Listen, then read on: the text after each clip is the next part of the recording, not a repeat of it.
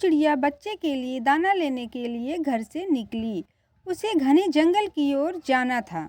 जब वह जंगल जा रही थी तो रास्ते में उसे चिड़िया का घर मिला, जिसका नाम पिंकी था।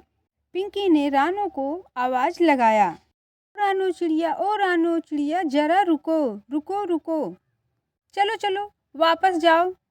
कितनी बार कहा है कि मेरे घर के रास्ते से ना गुजरा करो, लेकिन तुम मानती नहीं हो।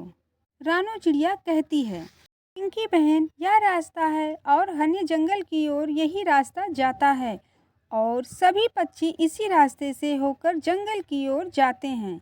पिंकी ने जवाब दिया, ये मेरा घर है, मैं अपने घर के रास्ते से किसी को गुजरने नहीं दूंगी। रानो चिड़िया बोली, पिंकी बहन, एक रास्ता और जंगल की ओर जाता है जो थोड़ा लंबा पड़ता है। पिंकी बोली, लंबा है तो मैं क्या करूं, लेकिन मैं तुम्हें यहाँ से गुजरने नहीं दूंगी।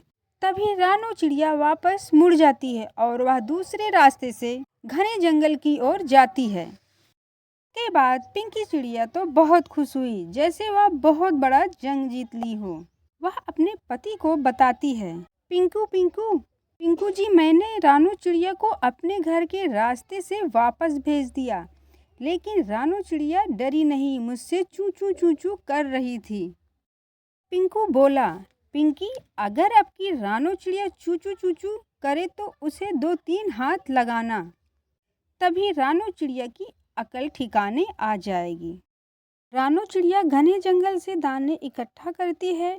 दाने इकट्ठा करके अपना दाना खा लेती है और कुछ दाना अपने बच्चे के लिए रख लेती है।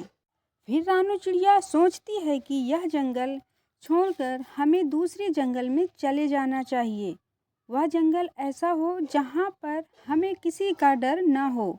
लेकिन फिर रानो यह सोचने लगी, ऐसा कौन सा जंगल होगा जहाँ इस पिंकी की तरह दुष्ट चिड़िया नहीं होंगी। लेकिन ऐसी दुष्ट चिड़िया तो हर जंगल में होती हैं। और रानो चिड़िया कल ये भी देखी थी कि पिंकू चिड़िया मेरे बच्चे को डांट रहा था। रानो चिड़िया अपने बच्चे से कहती है कि पिंकू ये सब हमें परेशान करने के लिए करता है। तब बच्चा बोलता है, वो एक दिन जरूर सुधर जाएगा, और कहने लगी कि माँ, कल हम भी आपके साथ दाना ढूंढने चलेंगे। और फिर बच्चा कहने लगा कि याद है माँ, पिछली बार जब हम आपके साथ दाना ढूंढने निकले थे तो मैं रास्ता भूल गई थी। और फिर यह कहकर दोनों हंसने लगी। दोनों की बातें करने की आवाज़ पिंकी के घर तक जा रही थी। यह सुनकर पिंकी ने अपने पति से कहा, पिंकू जी, एक बार जाओ और उस चिड़िया और उसके बच्चे को शांत कराओ। पिंकू बोला, मैंने कितनी बार बोला है उन चिड़िया को बात में धीरे बोला करो, मैं अभी जाता हूँ। पिंकू गुस्से में रानो चिड़िया के घर जाता है और फिर रानो चिड़िया बाहर आती है और कहती है, पिंकू बताओ अब क्या बात है, अब क्या हालत किया है हमने। तो फिर पिंकू बोलता है, तुम दोनों धीरे धीरे बोलो, मेरी पत्नी की नींद खराब हो जाती है।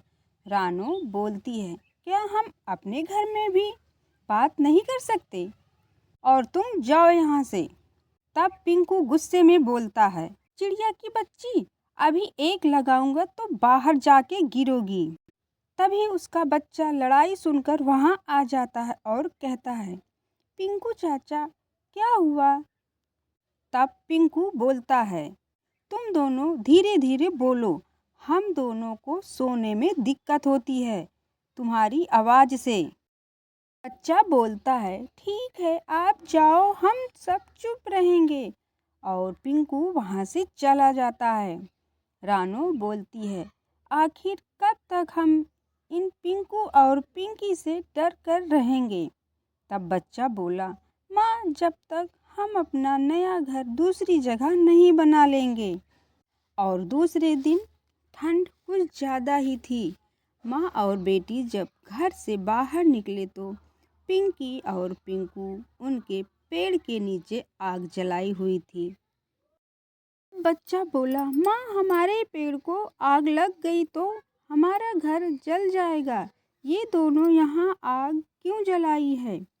रानू बोलती है, मैं उनसे बात करती हूँ। रानू चिड़िया उनके पास गई और बोली, तुम कहीं और भी आग जला सकते हो। इस तरह यहाँ पर आग जलाने से हमारे घर को आग लग सकती है। पिंकी बोलती है, जो करना है कर लो तुमको। हम तो यहीं पर पेड़ के नीचे ही आग जलाएंगे। तुम नहीं रोक सकती हो हमें। तब रानू वहाँ से चली जाती है। रानू चिड़िया उन दोनों से लड़ना नहीं चाहती थी। रानू चिड़िया अपने बच्ची से घर जाकर कहती है, बेटा यहाँ से चलो, आज हवा तेज है।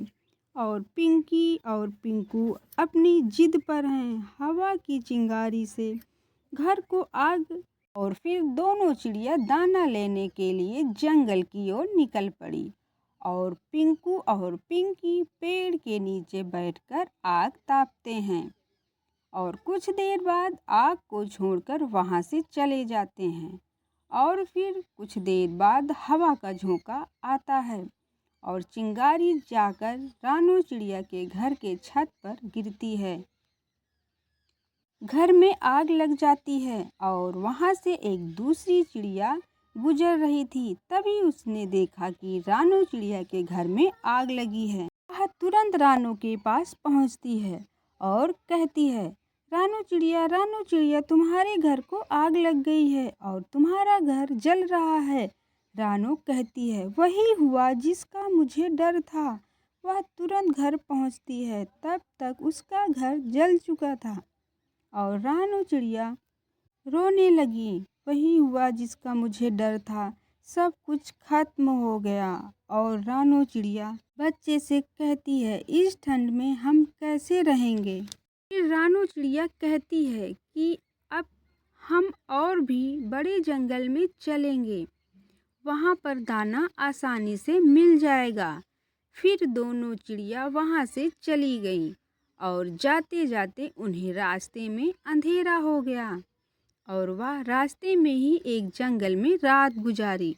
और इधर पिंकी अपने पति से कहती है, पिंकू जी, आखिर चिड़िया डर गई और वे यहाँ से चली गई। अब वे यहाँ कभी नहीं आएगी। हमसे तो सब डरते हैं। वे दोनों बहुत खुश थे। उधर रानू चिड़िया अपने बच्चे के साथ एक सुंदर जंगल में पहुँचती है। वहाँ हर तरफ फूल ही फूल और फल ही फल थे। और इतना सुंदर जंगल देखकर रानू चिड़िया और उसकी बेटी बहुत खुश हुई और दोनों ने खूब मस्ती की और आसमान में उड़ा। और उसके बाद सुंदर सुंदर फल देखकर बहुत खुश हो गईं। और फिर बच्चा माँ से कहता है, माँ यह जंगल तो बहुत सुंदर है, अब हम यहीं पर रहेंगे। और उधर एक दिन जब पिंकू और पिंकी घर में थे, तभी एक लकड़हारे ने उनके घर के पेड़ को काट दिया और उनका घर गिर गया।